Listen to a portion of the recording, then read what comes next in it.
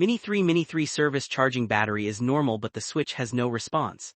Generally, it is the button that is broken. Let's open it and see what is going on. The top cover only has 2 screws, just remove them directly, then pry open the top cover. You see this switch is definitely pressed down, but the light still doesn't turn on. Pressing hard still doesn't light up. Let's short circuit it.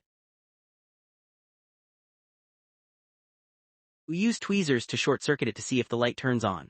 The light turns on when shorted, which means the switch is broken. Usually there's a layer of oxide inside the small piece. Its small steel piece doesn't conduct electricity anymore. Let's take this small switch apart to show everyone what the reason is, and everyone will understand once they see it. There's an oxide layer on top, and also some dirt that causes the button to be unresponsive or have poor contact. There are 2 methods, one is cleaning it, the other is replacing it.